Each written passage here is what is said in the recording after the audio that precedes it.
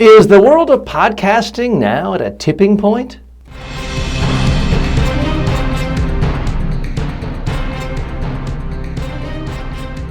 Speaking, the show about effective speaking in public, to the media, at work, and in life. Speaking with TJ Walker. Here's why I asked this question. Major profile, major story in the New York Times in June of 2016, chronicling all of the high-profile members of the Obama administration who are either starting their own podcast or appearing on podcasts. Last year, famously, Barack Obama appeared on Marc Maron's podcast, one of the most popular podcasts by the well-known comedian. He's also been on Zach Galifianakis's Between Two Ferns. It's one thing to be a guest on a podcast, but more interesting things are taking place. A couple of very high-profile members of the Obama administration are now starting and have been hosting their own podcast.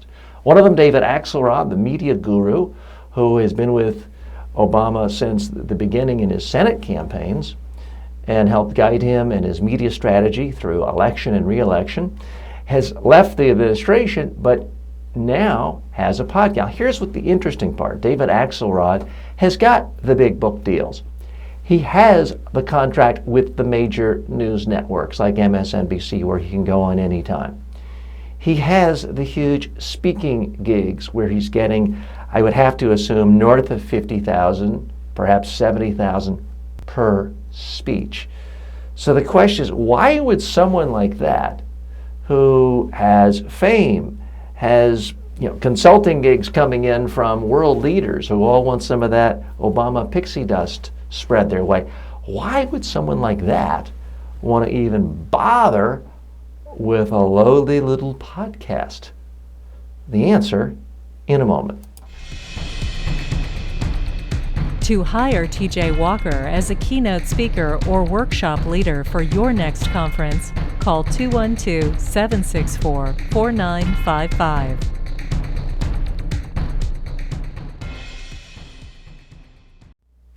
So here's the answer. It's a combination of things. David Axelrod is on the record in the New York Times saying some of these things, and some of them I do think are common sense. Number one, the freedom to really go in depth, to have major substantive conversations with people you admire and respect, and not have to limit it to a soundbite or 2 or 3 or 5 minute segment on the Today Show. It's just interesting for smart, intelligent people. People like doing that. Most people would rather have dinner with someone they consider to be a fascinating person and have a conversation for 2 hours with them than to have a 2-minute phone conversation.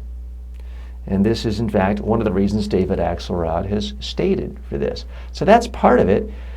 Part of it, when you look at the modern media world and hosts being fired every day and being cut here and reshuffled and canceled, to actually own your own show means something. And it's a certain level of independence. I don't think any of these hosts are making a lot of money yet.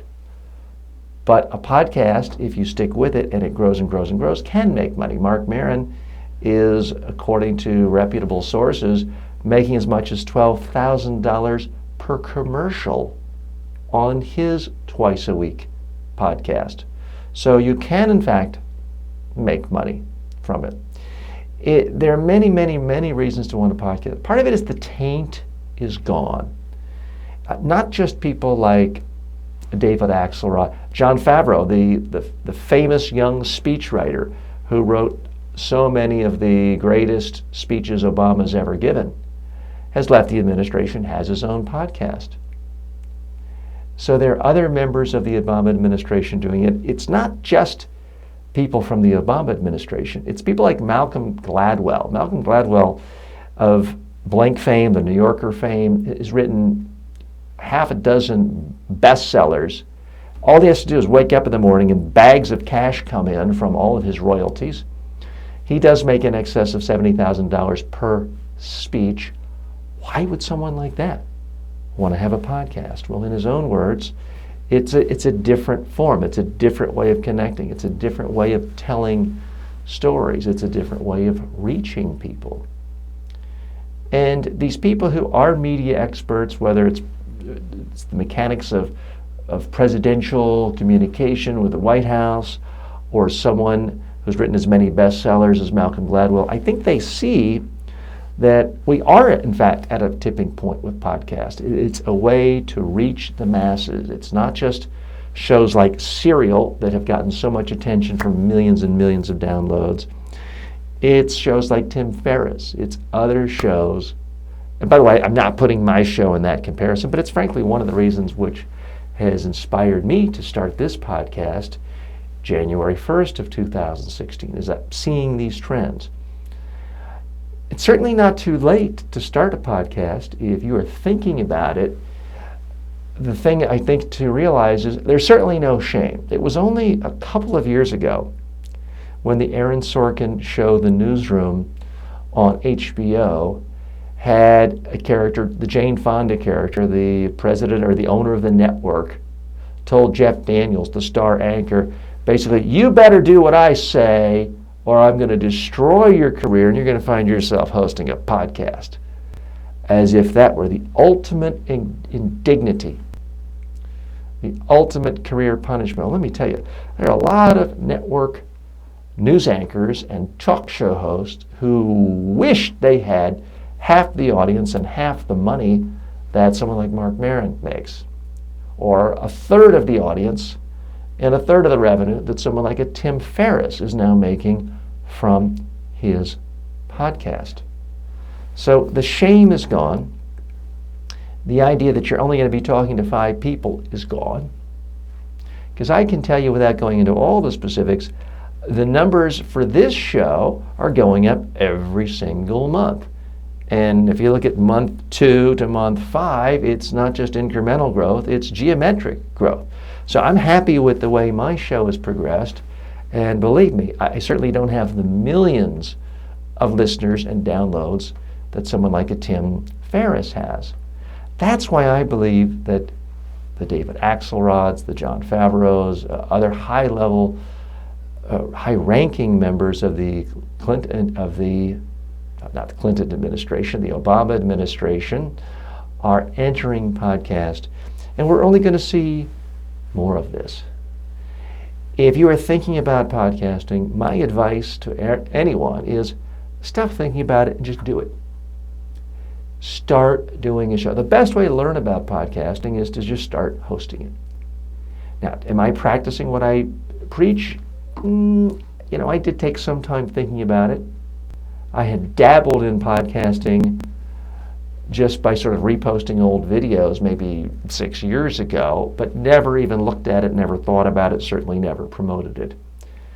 But as things heated up again in 2015, I spent more time thinking about it, researching it. I went on Amazon and just bought or rented every single book on podcast. Now, there aren't that many. It was probably a dozen or so.